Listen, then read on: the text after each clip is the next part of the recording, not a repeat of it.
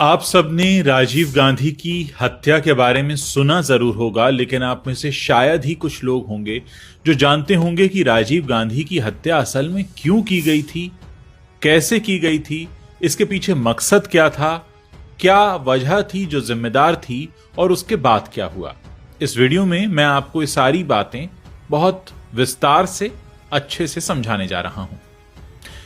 राजीव गांधी की हत्या क्यों हुई, इसकी वजह जानने के लिए मैं आपको लेकर चलूंगा श्रीलंका में, जहां 1983 का साल था। और इस 1983 के साल में 1983 में जानते हैं क्या हो रहा था। भारत में तो श्रीमती इंदिरा गांधी प्रधानमंत्री थी और किसी ने दूर दूर तक नहीं सोचा था कि उनका बड़ा बेटा राजीव गांधी पॉलिटिक्स में आएगा और 1983 में जो चल रहा है श्रीलंका में, उसके लिए उसकी जान जाएगी। लेकिन शायद ये विधि ने पहले ही लिख दिया था। असल में 1983 में श्रीलंका में रहने वाले जो दो गुट थे, सिंघली गुट और तमिल गुट, इनके बीच टकराव बढ़ रहा था। सिंघली लोग बौद्ध धर्म को मानने वाले थे और वो खुद को श्रीलंका का मूल निवासी बताते थे, जबकि तमिल लोग भारत से वहां गए थे और उनका यह कहना था कि उन्हें श्रीलंका में दबाया जा रहा है। श्रीलंका में एक इलाका है जाफना का, वहां पर बड़ी भारी तादाद है तमिल लोगों की और वहां पर एक तरह से गृह युद्ध चल रहा था। 1983 की बात है कि वहां पर कुछ ऐसा हुआ कि वहां रहने वाले तमिल लोगों ने सिंघली लोगों पर आक्रमण कर दिए और उसके बाद सिंघली लोगों ने भी तमिल लोगों पर आक्रमण कर दिए। यह मामला काफी बढ़ गया, इतना बढ़ गया कि वहां रहने वाले जो तमिल लोग थे उनको निशाना बनाया जाने लगा और इसकी सुगबुगाहट हिंदुस्तान तक भी पहुंच रही थी, क्योंकि बहुत से लोग ऐसे थे तमिलनाडु में रहने वाले जिनके जानने वाले रिश्तेदार या उनके कुनबे के लोग श्रीलंका में रहते थे। इस बीच 1984 में क्या होता है आप जानते ही हैं। 31 अक्टूबर को देश की उस वक्त की प्रधानमंत्री श्रीमती इंदिरा गांधी की गोली मारकर हत्या कर दी जाती है और उसके बाद उनके बेटे राजीव गांधी को प्रधानमंत्री बना दिया जाता है। यह सब कुछ हिंदुस्तान में चल रहा था। 84 में जैसे ही प्रधानमंत्री बनते हैं राजीव गांधी, उनके कानों में भी यह बात कही जाती है कि हमें कुछ श्रीलंका के लिए करना होगा, क्योंकि वहां पर हमारे ही तमिल लोग रहते हैं और उन पर अत्याचार हो रहा है। राजीव गांधी उन लोगों के लिए कुछ करना चाहते थे और सबसे पहली जो उनकी प्राथमिकता थी वो ये थी कि ये जो गृह युद्ध है ये खत्म हो जाए, क्योंकि एक चिंता ये भी थी कि श्रीलंका हमारा पड़ोसी देश है, हमारे मित्रवत संबंध उससे रहे हैं, लेकिन वहां पर गृह युद्ध है तो ऐसा ना हो कि उस गृह युद्ध में अमेरिका कूद पड़े और अगर अमेरिका आ गया तो फिर अमेरिका वहां पर अपना एक प्लेटफॉर्म बना सकता है और हो सकता है फिर अमेरिका वहां से कभी ना जाए और ये भारत के लिए भी नुकसान की बात होती। ये सब करते करते 1987 आ गया और 87 में काफी दबाव बढ़ने लगा। उस वक्त एमजीआर तमिलनाडु के मुख्यमंत्री हुआ करते थे। उन्होंने उस वक्त के प्रधानमंत्री राजीव गांधी से कहा कि हमें कुछ करना होगा, तमिल लोगों के ऊपर काफी अत्याचार हो रहा है। उसी वक्त खबर यह भी आई कि तमिल लोगों को खदेड़ कर एक द्वीप में भेज दिया गया है, जहां ना खाने को कुछ है, ना पहनने ओढ़ने को कुछ है और वहां पर भुखमरी की नौबत है और श्रीलंका की सरकार मदद नहीं कर रही है। यह बात सुनकर राजीव गांधी ने उस वक्त श्रीलंका के सत्ता प्रमुख रहे जयवर्धने से बात की और उनसे कहा कि आप ये क्या कर रहे हैं, आप हमारे तमिल लोगों के साथ ऐसा क्यों कर रहे हैं, उनको खाने को दीजिए। जिस पर उन्होंने कहा कि हम ऐसा नहीं करेंगे। इसके बाद राजीव गांधी ने कहा कि अगर आप ऐसा नहीं करेंगे तो फिर हम यहां से राशन भेजेंगे, खाने का सामान भेजेंगे, क्योंकि हम इस तरह अपने लोगों को मरता हुआ नहीं देख सकते, खासकर तब जबकि वो बिल्कुल ही पड़ोसी देश में ऐसा हो रहा हो। पहले तो जयवर्धने ने इसके लिए इंकार कर दिया कि आप ऐसा मत कीजिएगा, लेकिन राजीव गांधी ने जोर देकर कहा कि हम अपनी वायुसेना वहां भेजेंगे, खाने के पैकेट गिराएंगे और अगर आपने हमारी वायुसेना पर अटैक किया तो इसे युद्ध माना जाएगा। क्या आप युद्ध के लिए तैयार हैं? ये सुनकर श्रीलंका की सरकार घबरा गई। उनको लगा कि भारत से हम क्यों पंगा ले रहे हैं, ये तो सिर्फ मदद देने आ रहे हैं। इसलिए जयवर्धने ने इसकी इजाजत दे दी। अब धीरे धीरे खाने का सामान वहां पहुंचाया गया और भारत के प्रधानमंत्री राजीव गांधी ने वहां रहने वाले तमिल लोगों का दिल जीतना शुरू किया और फिर वहां से बातचीत करनी शुरू की कि आपको क्या चाहिए। श्रीलंका में रहने वाले जितने भी तमिल ग्रुप थे जो एक्टिव थे, उनमें सबसे बड़ा ग्रुप था LTTE, liberation tiger of Tamil Eelam. इनके प्रमुख प्रभाकरण को राजधानी दिल्ली के अशोका होटल में बुलाया गया और उनसे पूछा गया कि आप क्या चाहते हैं। उस वक्त प्रभाकरण ने जो डिमांड रखी वो ये थी कि श्रीलंका से कटकर एक अलग देश बनाया जाए जिसका स्वामित्व उनके लोगों के पास हो, यानी तमिल लोगों के पास हो। राजीव गांधी ने इसके लिए इनकार कर दिया, पर उन्होंने कहा कि हम आपके लिए बात करेंगे, एक अलग देश की बात तो नहीं कर सकते, लेकिन हम ये बात जरूर करेंगे कि वहां रहने वाले तमिल लोगों को स्वायत्तता दी जाए, सरकार में जगह दी जाए, और खासकर आप, क्योंकि आप वहां रहने वाले तमिल लोगों के सबसे बड़े नेता हैं, इसलिए आपकी भी सरकार में एक प्रमुख जगह हो। हम इसकी बात करेंगे। साथ ही हम वहां पर समझौता कराना चाहते हैं और यह समझौता शांतिपूर्ण होना चाहिए और इसके लिए हम पूरी मदद करेंगे। ऐसा कहते हैं कि प्रभाकरण इसके लिए तैयार तो नहीं था, लेकिन वहां वो मना नहीं कर पाया और उसने हां कह दिया कि हां ठीक है, जैसा आप कहेंगे। लेकिन कोई नहीं जानता था कि प्रभाकरण जब यहां से लौट कर जाएगा तब वो एक नई चाल खेलेगा। इसका खुलासा थोड़ी देर बाद होगा।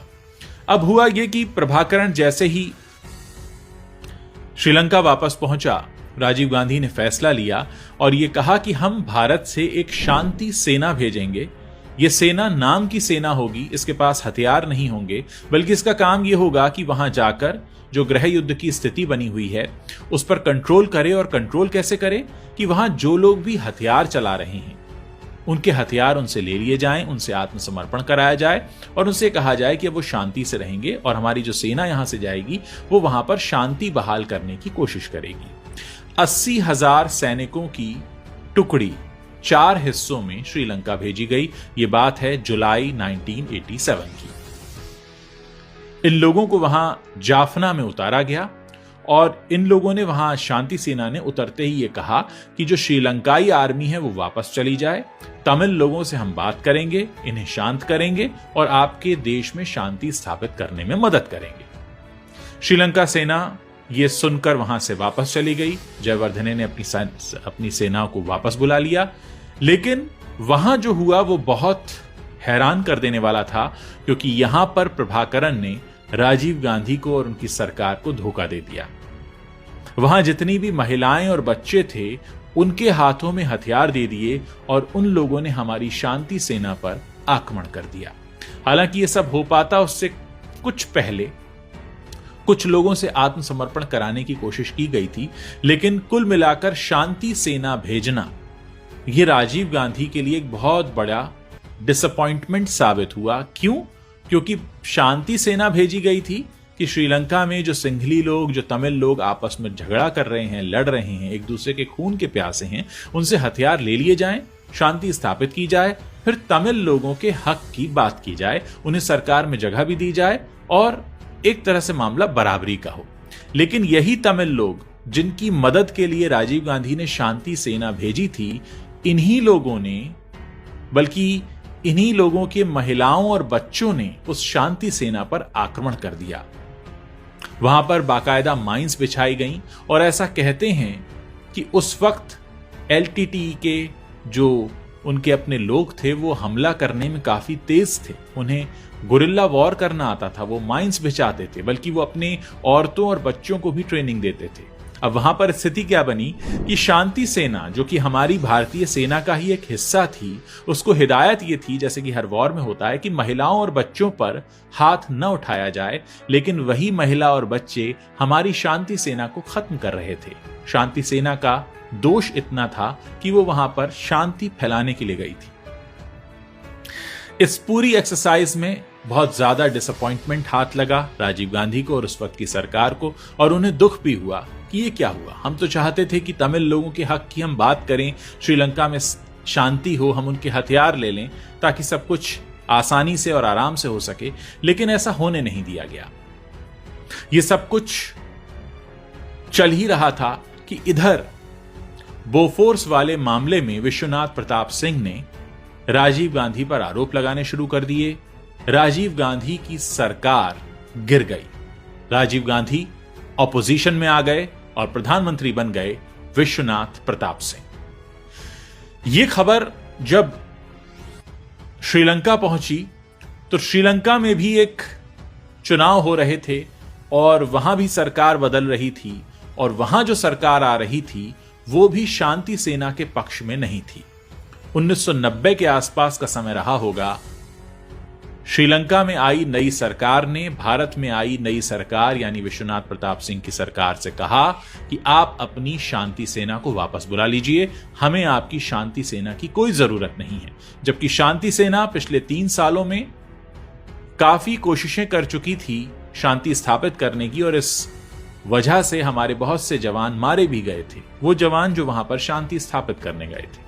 लेकिन फिर 3 साल बाद इन जवानों को वापस लौटना पड़ा और श्रीलंका में गृह युद्ध फिर से तेज हो गया, यानी सिंघली और तमिल लोगों के बीच फिर से तेजी से झगड़े शुरू हो गए। अब एक बात यहां पर समझनी होगी कि इतने सारे एपिसोड के बीच प्रभाकरण यह समझ गया था कि आज तो राजीव गांधी भारत में ऑपोजिशन में बैठे हैं, हमने शांति सेना को वापस कर दिया है, कहीं ऐसा ना हो कि कल को राजीव गांधी फिर से सत्ता में आ जाएं, और अगर ऐसा हुआ तो वो फिर से शांति सेना भेजेंगे और शांति सेना यहां पर शांति स्थापित करने की कोशिश करेगी, जबकि हम शांति चाहते नहीं हैं, तो क्यों ना राजीव गांधी को ही रास्ते से हटा दिया जाए। ये ठीक उस वक्त तय किया गया जबकि शांति सेना श्रीलंका से भारत वापस आ रही थी, सर्दियों के दिन थे, और प्रभाकरण श्रीलंका के जाफना इलाके के एक जंगल में अपने 4 लोगों के साथ मीटिंग कर रहा था। उसने इस मीटिंग के लिए 4 लोगों को चुना था, और ये 4 वो लोग थे जो उसके सबसे करीबी लोग थे, जिनमें से एक मुरुगन और एक शिवरासन भी था। शिवरासन वो था जो हत्या के वक्त ठीक वहीं मौजूद था। अब आप देखिए कहानी किस तरह से आगे बढ़ती है। एक एसोसिएट जिसका नाम मुथैया बताया जाता है, मुथैया को यह जिम्मेदारी दी प्रभाकरण ने कि तुम कुछ लोगों को चुनोगे और उनको लेकर जाओगे तमिलनाडु, जहां पर तुम यह तय करोगे कि राजीव गांधी को अपने रास्ते से कैसे हटाना है। मुरुगन को जिम्मेदारी दी गई कि तुम उन लोगों के रहने खाने और उनके साथ कैसे संपर्क हम साधेंगे उसका इंतजाम करोगे। शिवरासन को जिम्मेदारी दी गई कि तुम कैसे वहां पर बम बनाओगे और कैसे ये करोगे जिससे कि हम राजीव गांधी को रास्ते से हटा सकें। कहते हैं कि 90 की सर्दियों से ही ये प्रयास शुरू हो गए थे। इधर चुनाव डिक्लेयर हो गए थे भारत में 91 में, और शिवरासन एंड कंपनी जिनको जिम्मेदारी दी गई थी राजीव गांधी को रास्ते से हटाने की, उन्हें अब अपनी राह आसान लगने लगी थी, क्योंकि उन्हें पता था कि चुनाव प्रचार के दौरान कभी ना कभी तो कोई रैली होगी तमिलनाडु में जहां राजीव गांधी आएंगे। धीरे धीरे इन लोगों ने एक घर किराए पर लिया चेन्नई के पास, और जहां पर ये अपनी सारी प्लानिंग करने लगे। सारी प्लानिंग हो चुकी थी और यह तय हो चुका था कि यह काम एक मानव बम के द्वारा किया जाएगा। उस वक्त मानव बम कोई ऐसी बात नहीं थी जिसके बारे में बहुत ज्यादा चर्चा होती हो, क्योंकि ये हमारे देश के लिए भी पहला हादसा था कि इतने बड़े स्तर पर मानव बम का इस्तेमाल हो। लेकिन एक परेशानी इन सब लोगों के सामने थी कि किसे चुना जाए जो मानव बम बनने को तैयार हो, यानी कौन हो वो जो अपनी ही जान की बाजी लगा दे, खुद को खत्म कर ले राजीव गांधी को उड़ाने के लिए। ऐसा कोई शख्स उनकी नजर में आ नहीं रहा था। शिवरासन इस बीच चेन्नई से तमिलनाडु से फिर जाफना गया और प्रभाकरण से मिला। उसने कहा कि सब कुछ लगभग तैयार है, बस हमें उस शख्स की तलाश है। हम किसको चुने, कहीं ये बात लीक ना हो जाए। अभी तक तो हम सिर्फ 4 लोग इस बात को जानते हैं, अगर ये बात लीक हो गई तो हो सकता है कि हम इस काम में कामयाब न हो पाएं। प्रभाकरण शिवरासन की बात को सुन रहा था और उसे तभी आइडिया आया कि शिवरासन की 2 चचेरी बहनें हैं, धनु और शुभा। उसने कहा कि तुम्हें बाहर जाने की जरूरत नहीं है, तुम अपनी ही चचेरी बहनों में से किसी एक को चुन लो जो ये काम करेगी हमारे लिए। और यहीं से उनको लेकर जाओ, तुम्हें तमिलनाडु में कोई नहीं मिलेगा। कहते हैं इसके बाद शिवरासन अपनी दोनों चचेरी बहनों धनु और शुभा को लेकर वापस तमिलनाडु आ गया और तय यह हुआ कि धनु ही वो लड़की होगी जो अपने शरीर पर बम पहनकर फट जाएगी राजीव गांधी के सामने। अब यह हुआ कि यह कैसे होगा, इसके लिए ट्रेनिंग देने की जरूरत थी। ट्रेनिंग इस बात की कि भारत में जो रैलियां होती हैं उसमें कैसे चुनावी रैली के दौरान मुख्य नेता के करीब पहुंचा जाए। दोस्तों, इसके लिए 12 मई को एक रैली हुई विश्वनाथ प्रताप सिंह की, प्रधानमंत्री की रैली, उस वक्त प्रधानमंत्री, और उनकी रैली में कैसे उनके नजदीक पहुंचा जाए। उस वक्त हुआ यह कि धनु को अपने साथ शिवरासन लेकर गया, उसे पूरी ट्रेनिंग दी कि कैसे तुम्हें पास तक पहुंचना है। उस दिन पूरी तरह से रिहर्सल की गई 12 मई 1991 को, 12 मई 1991। धनु बिल्कुल करीब तक पहुंच गई विश्वनाथ प्रताप सिंह के। फर्क बस इतना था कि उसने उस दिन बम नहीं पहना था, उसे अपने अंदर थोड़ा कॉन्फिडेंस आया कि वो ये कर सकती है। कहते हैं 12 मई 1991 के बाद एक और रैली हुई, एक और पॉलिटिकल रैली जो एम करुणानिधि की रैली थी। इसमें भी धनु ने वही ट्रायल करवाया अपने साथी शिवरासन के साथ। वो पहुंच गई और मुख्य नेता के बहुत करीब तक पहुंची। इन दो रैलियों में ट्रायल करने के बाद उसे अब ये लगने लगा था कि वो ये काम कर सकती है। कहते हैं 20 मई को पहली बार शिवरासन को यह पता चला कि ये जो राजीव गांधी हैं ये 21 मई को श्री पेरुम्बदूर आने वाले हैं और रात के वक्त ये सभा होगी, शाम को 7 बजे के बाद। तय हुआ कि हम यहीं पर राजीव गांधी को निशाना बनाएंगे। शिवरासन के ऊपर मुख्य जिम्मेदारी यही थी कि वो किसी तरह से इस काम को पूरा करे। कहते हैं ये रैली का जो समय दिया गया था उस दिन अखबारों में वो करीब 6:30 बजे का था, लेकिन सब जानते थे कि ये रैली लेट होगी क्योंकि उस दिन विशाखापत्तनम से राजीव गांधी को चेन्नई आना था बाय एयर, और फिर चेन्नई से सड़क के रास्ते वो श्री पेरुम्बदूर पहुंचने वाले थे। शिवरासन धनु के साथ वहां पहले से ही मौजूद था। कहते हैं लगभग 9 बजे के आसपास करीब 2 घंटे का इंतजार चला और फिर यह अनाउंसमेंट हुआ कि राजीव गांधी पहुंच गए हैं। 6:30 बजे से वहां जनता को बांध के रखा जा रहा था कि राजीव गांधी आने वाले हैं। 9 बजे के आसपास रात में 21 मई को एंट्री होती है राजीव गांधी की उस चुनावी सभा में। कहते हैं कि धनु उस वक्त पूरी तरह से तैयार थी और लगभग 9:21 का समय हुआ होगा। राजीव गांधी उस सभा में आने के बाद धीरे धीरे स्टेज की तरफ बढ़ रहे थे और बहुत सारे लोग उन पर फूल मालाएं फेंक रहे थे। कोई उनके पैर छूना चाहता था, कोई उनसे हाथ मिलाना चाहता था, और इसी क्रम में धनु भी आगे बढ़ी। धनु ने एक बेल्ट पहना हुआ था, बेल्ट में बम था। किसी को इस बात की जानकारी नहीं थी। जाहिर है सुरक्षा व्यवस्था थोड़ी सी ढीली थी, इसीलिए बहुत सारे लोगों को आगे आने दिया जा रहा था। ये जैसे ही राजीव गांधी की तरफ बढ़ी, राजीव गांधी के सुरक्षा कर्मी ने उसको रोका, लेकिन क्योंकि वो जोर जोर से चिल्ला रही थी मुझे राजीव गांधी से मिलना है, राजीव गांधी ने अपने सुरक्षा कर्मी को इशारा किया कि इनको आने दो। सुरक्षा कर्मी ने धनु को आगे बढ़ने दिया। धनु आगे बढ़ी। उसने सबसे पहले चरण छूने के लिए वो झुकी और उसके झुकते ही जो हुआ वो एक बहुत कानों को बहरा कर देने वाला एक ऐसा धमाका था कि उसके बाद कुछ मिनटों तक तो किसी को समझ में नहीं आया कि हुआ क्या। कहते हैं बहुत सारे कांग्रेसी नेता वहां पर मौजूद थे। इसमें करीब 18 लोग उस धमाके में मारे गए थे। किसी को समझ ही नहीं आया कि हुआ क्या है, क्योंकि वो धमाका इतना जबरदस्त था, धूल और धुएं का गुबार था।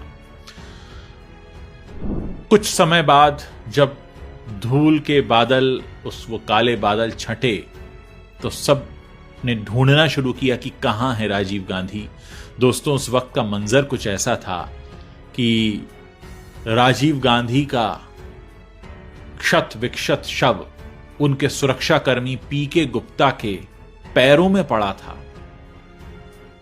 और पीके गुप्ता कुछ बुदबुदाने की कोशिश कर रहे थे, कुछ बोलने की कोशिश कर रहे थे। वहां पर जी.के. मूपनार भी मौजूद थे, कांग्रेसी नेता। उन्होंने कोशिश की कि वो कुछ सुनना चाह रहे हो, लेकिन उससे पहले ही पी.के. गुप्ता भी, उनकी भी मौत हो गई। और कहते हैं कि राजीव गांधी अपने हाथ में गुची की घड़ी पहनते थे, सफेद लोटो के जूते पहनते थे। इसी से उनकी शिनाख्त हो पाई, क्योंकि जब वहां पर फॉरेंसिक टीम पहुंची तो यह देखा गया कि जितने भी शव वहां पर क्षत विक्षत पड़े हैं, उनमें से एक शव एक ऐसी लड़की का है जिसका राइट हैंड नहीं है, छाती और पेट का हिस्सा नहीं है, राइट पैर नहीं है। और उसी शव की वजह से पहली बार ऐसा लगा कि यह मानव बम का इसमें इस्तेमाल हुआ है। यह बात, इस बात की पुष्टि करने में कि इस पूरे हादसे को अंजाम दिया गया है मानव बम से, थोड़ा वक्त लगा, क्योंकि किसी को अंदाजा नहीं था। शुरुआत में लगा शायद रेड कारपेट के नीचे बम था। किसी ने यह भी कहा फॉरेंसिक टीम में कि शायद यह फूल माला में हो सकता है, लेकिन सारी बातों को जो जांच अधिकारी थे फॉरेंसिक टीम के पी चंद्रशेखर, वो नकारते चले गए। उन्होंने कहा कि इतना भारी बम है, यह फूल माला में नहीं छिप सकता। ये रेड कारपेट के नीचे अगर होता तो जमीन में गड्ढा हो गया होता। अगर किसी बास्केट में रखा होता, फूलों की बास्केट में या फूल माला की बास्केट में, तो वो फूल माला वाली बास्केट के परखच्चे उड़े होते, लेकिन वहां ऐसा कुछ मिला ही नहीं। और जो सबसे ज्यादा शक पैदा करने वाली चीज वहां पर मिली थी, वो इसी धनु का शरीर था, जो कि एक पर्टिकुलर एरिया से गायब था। क्योंकि ऐसा कहा जाता है, फिर जब बाद में जांच हुई, सामने आया कि धनु ने अपनी पीठ पर यह बम लगाया हुआ था, और जब वो पैर छूने के लिए नीचे झुकी थी, असल में अपने राइट हैंड से बम का बटन दबा रही थी, इसलिए उसका राइट हैंड उड़ गया, उसका पेट का हिस्सा उड़ गया, उसका सिर्फ लेफ्ट हैंड मिला, थोड़ा सा सर के पीछे का हिस्सा मिला। यानी जिस वक्त वो पैर छूने के लिए झुकी और राजीव गांधी ने शायद उसको ऊपर उठाने की कोशिश की होगी, क्योंकि अक्सर यही होता है कि जब कोई हमारे पैर छूता है तो हम उसे ऊपर उठाते हैं, लेकिन जिस वक्त वो ऊपर उठा रहे थे, उनका चेहरा बम के ठीक सामने था। बम उनके चेहरे पर फटा, इसलिए उनका चेहरा भी उड़ गया, उनका सर का एक बड़ा हिस्सा उड़ गया। उनकी पहचान हो पाई तो सिर्फ पैर में पहने गए लोटो के जूते और वहीं पड़ी एक गुची की घड़ी से बाद में पता चला कि यह राजीव गांधी का शव है। दोस्तों, इस तरह से हमने अपने एक ऐसे होनहार नेता को खो दिया जिसकी कोशिश सिर्फ इतनी थी कि हमारे पड़ोसी देश में शांति हो जाए, वहां जो हमारे ही अपने तमिल लोग रहते हैं उनके घरों में शांति हो, वो आपसी प्रेम से रहें, लेकिन ऐसा हो नहीं सका। बाद में करीब 26 लोगों की गिरफ्तारी हुई, फिर निचली कोर्ट ने तो 26 लोगों को फांसी की सजा भी सुना दी थी। उसके बाद 7 लोग रह गए, जिसमें से 3 को फांसी होनी थी, फिर उनकी भी माफी हो गई। अभी पिछले साल खबर आई थी कि उनमें से जो लोग अंदर बंद हैं उनमें से ज्यादातर को छोड़ दिया गया। इसमें जो मुख्य भूमिका थी वो शिवरासन की थी, क्योंकि शिवरासन ने ही पूरी प्लानिंग की थी। धनु जो मानव बम बनी थी वो तो उड़ी गई। बाद में कहते हैं 2009 में प्रभाकरण को भी श्रीलंकाई सेना ने मार गिराया। तो एक ऐसे शख्स का अंत हो गया जो अपने देश के पड़ोसी देश में अपने ही लोगों के घरों में शांति चाहता था, लेकिन शायद उन लोगों को यह मंजूर नहीं था। और इस तरह से हमने एक बहुत होनहार और बहुत युवा नेता को खो दिया।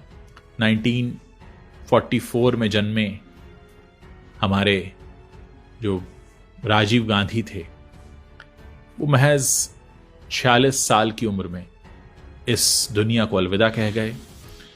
उसके बाद क्या क्या हुआ, किसी वक्त मैं वो कहानी भी आपको सुनाऊंगा, कैसे ये खबर सोनिया गांधी तक पहुंची, फिर वहां क्या हाहाकार मचा, और क्या राजीव गांधी को अपनी मौत का अंदेशा था।